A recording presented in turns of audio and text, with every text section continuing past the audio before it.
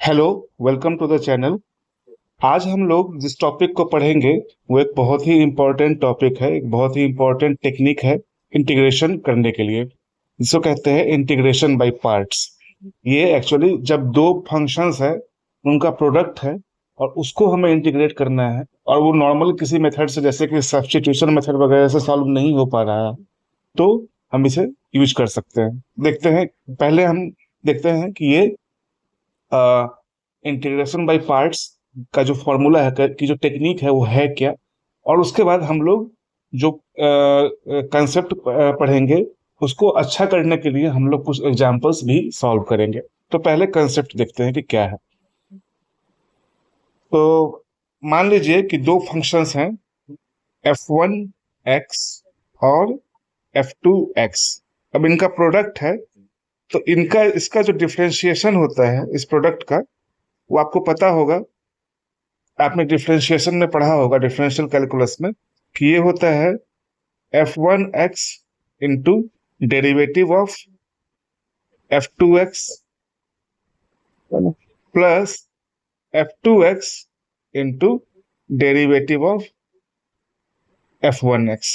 ये जो इस तरह से एपोस्ट्रोफी देकर के जो लिखा गया है, वो डेरिवेटिव का सिंबल है ना। तो आप याद कीजिए, जो इंटीग्रेशन का जो डेफिनेशन था, वो क्या कहता है कि अगर इस तरह से हम लिखते हैं, मान लीजिए इस फॉर्म में हमने लिखा है कि d by d x of x is equal to f x. तो जैसे कि हमने देखा था डेफिनेशन में कि d by d x of f x is f x, then that implies integral of f x d x is f x. ये definition होता है इंटीग्रेशन का। ठीक है, इसको हम लोग इस वाले एक्सप्रेशन में यदि अप्लाई करेंगे, तो हमें क्या मिलेगा? इंटीग्रल ऑफ f1x इंटू ये plus f2x into differential of f1x is equal to f1x into f2x। ये हमने इंटीग्रेशन का जो है डेफिनेशन यूज किया है इस वाले एक्सप्रेशन में। ठीक है, अब इसको, ये देखिए, दो फंक्शंस हैं जिसका सम है, जो कि यहाँ पे इंटीग्रेट हो रहा है। तो आपको आपको याद होगा कि हमने पहले पढ़ाई की थी कि integral of f1x plus f2x dx क्या होता है, is equal to integral of f1x dx plus integral of f2x dx। ये एक थ्योरम है, इसको हम लोग यहाँ पे अप्लाई करेंगे तो हमें क्या मिलेगा? इंटीग्रल ऑफ f1x इंटू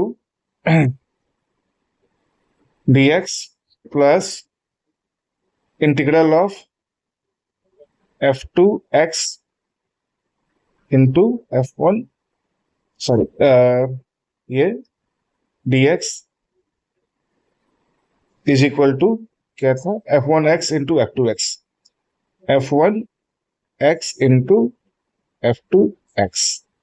ठीक, यहां से हम इस वाले इंटीग्रल को राइट हैंड साइड में ले जाएंगे, तो होगा f integral of f1x into differentiation of f2x dx is equal to f1x into f2x minus integral of f2x into f1 prime x dx। Simply simple algebraic manipulation है यहाँ पे, है ना। अब यहाँ पे आगे फर्दर बढ़ने के लिए हम लोग एक सब्स्टिट्यूशन करेंगे कि let f1x is equal to u and f2 prime x is equal to v। तो इस वाले से अगेन हम लोग जब इंटीग्रेशन का डेफिनेशन यूज करेंगे, तो हमें क्या मिलेगा? कि f2x becomes integral of v dx। ठीक है। अब इन दोनों चीजों को, इसको और इसको, इन दोनों को इस वाले लास्ट एक्सप्रेशन में अगर हम लोग सब्स्टिट्यूट करेंगे तो हमें क्या मिलेगा? लेफ्ट हैंड साइड में integral u into v, integral u into v d x is equal to, नहीं, इधर क्या था? f1x into f2x। तो f1x तो u हो जाएगा और f2x integral of v d x. तो u into integral of v d x minus क्या था? Minus integral of f2x। तो f2x क्या है? Integral v d x. और f1 प्राइम x क्या हो जाएगा?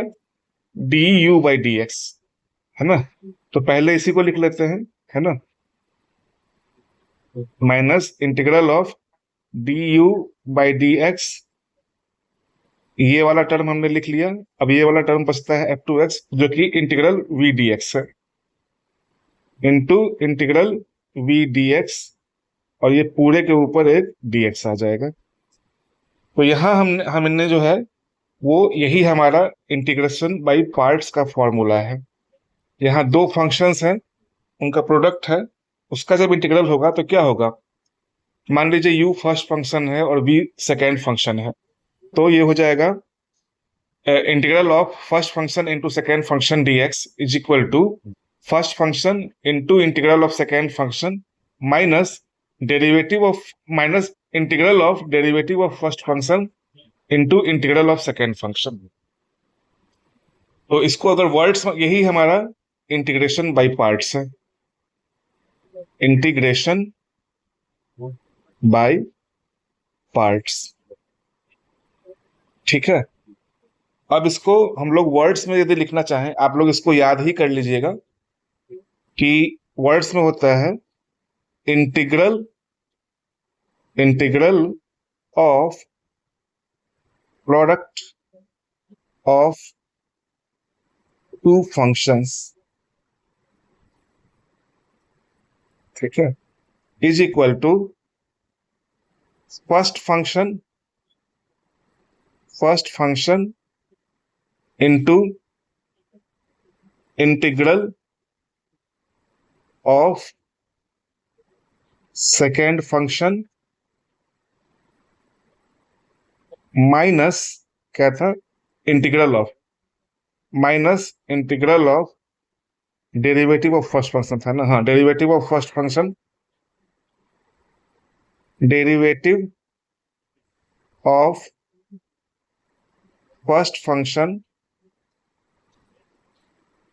Into integral of second function होगा। हाँ, इंटीग्रल ऑफ सेकेंड फंक्शन। तो थोड़ा शॉर्ट में लिखता हूं मैं ताकि थोड़ा स्पेस मिल जाए। Derivative of first function into integral of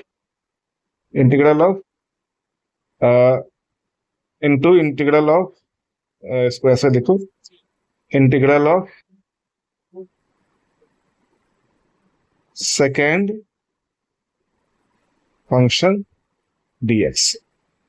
ये हमारा इंटीग्रेशन बाय पार्ट्स हो गया। अब एक क्वेश्चन नेचुरल सा उठता है कि हमें कैसे पता होगा कि कौन सा फर्स्ट फंक्शन है, कौन सा सेकेंड फंक्शन है? क्योंकि ये चॉइस काफी इंपॉर्टेंट होती है।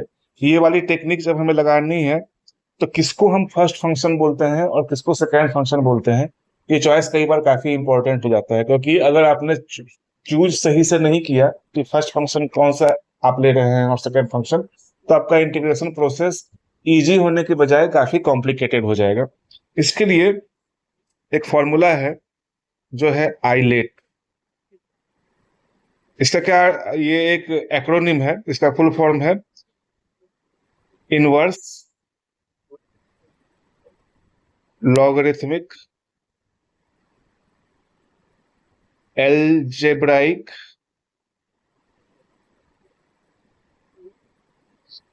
ट्रिगोनोमेट्रिक और एक्सपोनेंशियल। क्या मतलब हुआ यहाँ पे कि आप ये ऑर्डर है, मान लीजिए कोई दो फंक्शंस हैं जिनका प्रोडक्ट है जिसको आपको इंटीग्रेट करना है, और अगर आप इंटीग्रेशन बाय पार्ट्स का फॉर्मूला लगाना चाह रहे हैं तो पहली प्रायोरिटी जो मिलेगी फर्स्ट फंक्शन होने की वो इनवर्स फंक्शन को मिलेगी।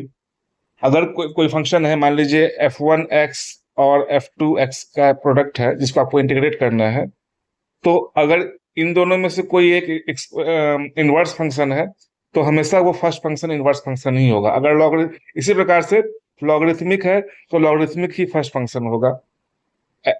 एक फंक्शन मान लीजिए कि एल्जेब्राइक है, दूसरा ट्रिग्नोमेट्रिक है, तो एल्जेब्राइक फंक्शन जो होगा वो फर्स्ट फंक्शन होगा, ट्रिग्नोमेट्रिक सेकेंड फंक्शन होगा, और एक्सपोनेंशियल जो है वो सेकेंड फंक्शन होगा, है ना।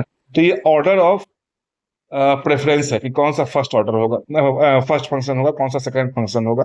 मान लीजिए इनवर्स फंक्शन है और अलजेब्राइक फंक्शन है f1 और f2, तो f1 जो है फर्स्ट फंक्शन जो है वो हमेशा इनवर्स फंक्शन होगा।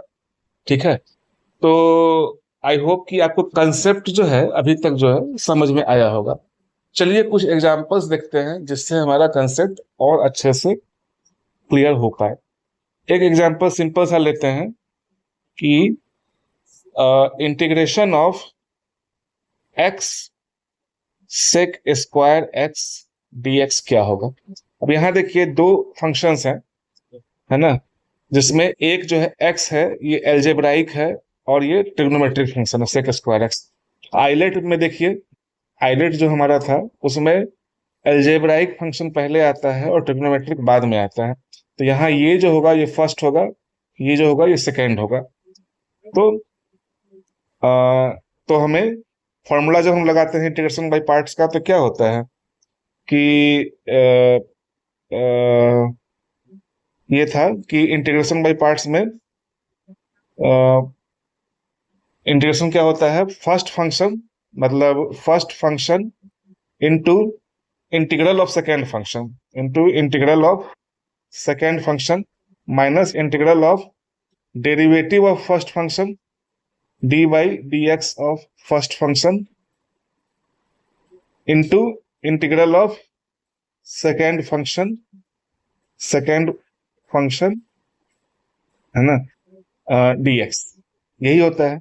अब इसको हम लोग अप्लाई करते हैं, यहाँ पे अप्लाई कर देंगे इस वाले को, तो हमें क्या मिल जाएगा, first function as it is आ जाएगा x into integral of second function, तो sec square x dx minus integral of derivative of first, तो d by d x of x, तो d by d x of x क्या हो जाएगा, simply 1 हो जाएगा, है ना, 1 into integral of second function, second function क्या था, सेक स्क्वायर एक्स, है ना, तो sec square x d x, ये हो गया।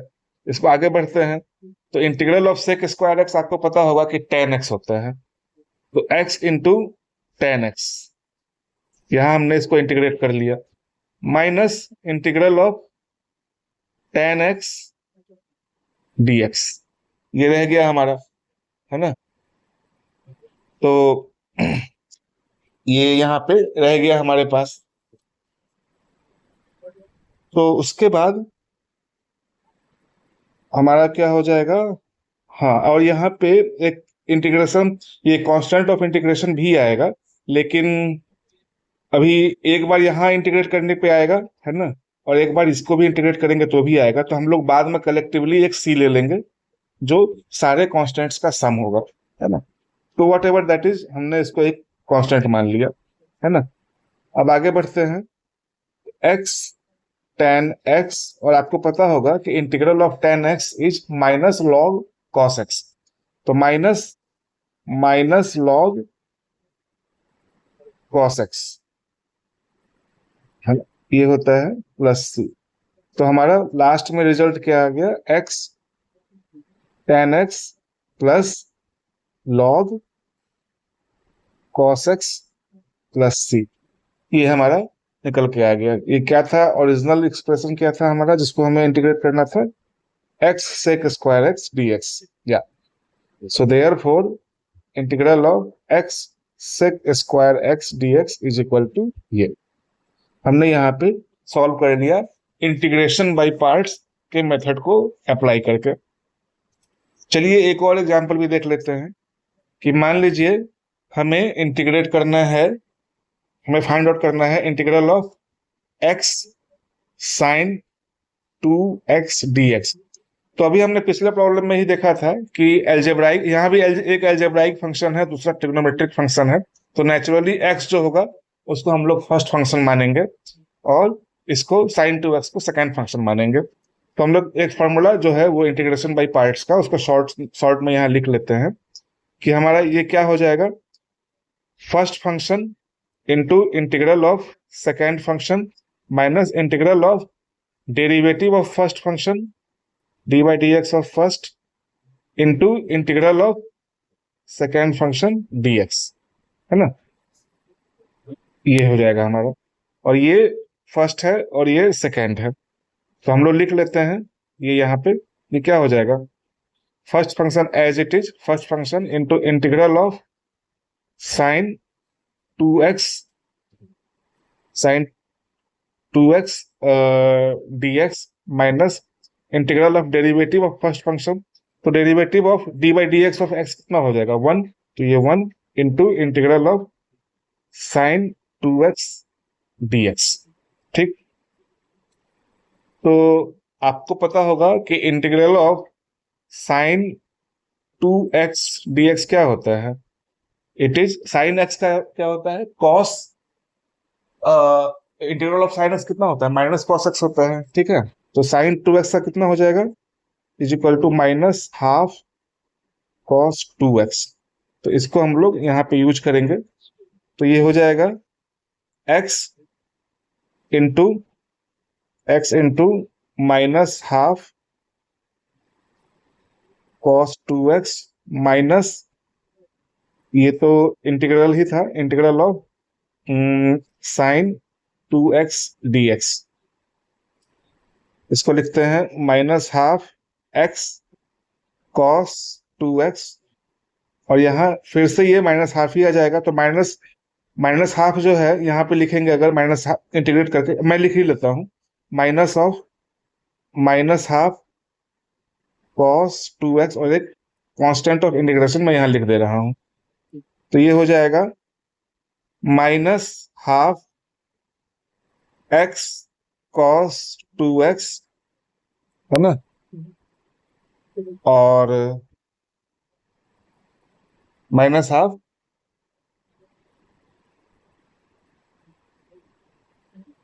हाँ x cos 2x, और यहाँ plus half cos 2x plus c। एक बार हम लोगों को यहाँ वेरीफाई कर लेते हैं कि हमने सब स्टेप्स सही लिए हैं, कि यहाँ ये ठीक है। अच्छा, ये इंटीग्रल जब यहाँ करेंगे, इंटीग्रल साइन 2x, ये जब हमने किया, ओके हमने कुछ गलत किया है। यहाँ इंटीग्रल ऑफ साइन 2x जब हमने किया था, तो यहाँ पे cos 2x बाई 2 आएगा, जो हमने यहाँ गलत कर दिया। ये हो जाएगा cos 2x, और यहाँ पे एक हाफ इधर बाहर आएगा, क्योंकि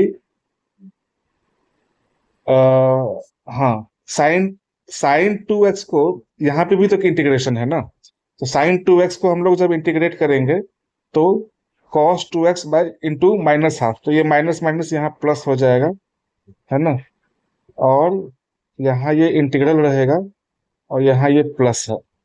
ठीक है, अब cos 2x को जब इंटीग्रेट करेंगे तो क्या होगा, हाफ ऑफ साइन 2x। ठीक है, तो यहाँ एक स्टेप और आएगा, minus half cos 2x plus half into half sine 2x plus c। तो फाइनली हमारे पास रिजल्ट आएगा, वो होगा minus half x cos 2x plus 1/4 sine 2x plus c। तो यहाँ आप देखिए, जैसे मैं अभी मेरे से एक मिस्टेक हुई थी कि मैंने जो यहाँ पे 2 बार इंटीग्रल है, इस सेकेंड वाले टर्म में 2 बार इंटीग्रल आता है, मैंने एक ही बार लिया था। ये मिस्टेक स्टूडेंट्स कई बार करते हैं जब ये इस तरह के प्रॉब्लम्स को वो सॉल्व कर रहे होते हैं। तो आप ध्यान रखिएगा, हमेशा स्टेप बाय स्टेप को स्किप ना करें आप, है ना। एक एक स्टेप जो है बहुत ध्यान से लें। जब आप इनफ प्रैक्टिस कर लेंगे तो आप तेजी में भी कर पाएंगे। एनीवे, तो हमने आज जो है एग्जाम्पल्स के साथ कंसेप्ट को अच्छे से समझा कि इंटीग्रेशन बाय पार्ट्स की टेक्निक क्या होती है। आई होप कि आपको कंसेप्ट जो है अच्छे से समझ में आ गया होगा। और यदि आपको चीजें अच्छे से समझ में आ रही है तो आप इस वीडियो को लाइक कीजिए, अपने फ्रेंड्स में, क्लासमेट्स के बीच में इसको शेयर कीजिए, अपने कमेंट्स भी जरूर डालिए इस वीडियो पे, और चैनल पे जाइए और भी जो है मैथमेटिक्स से रिलेटेड जो है आपको वीडियो वहां मिल जाएंगे। तो अच्छे से पढ़ाई कीजिए, आपकी पढ़ाई के लिए बेस्ट ऑफ लक। मिलते हैं अगले किसी वीडियो में। Thank you very much for watching this video.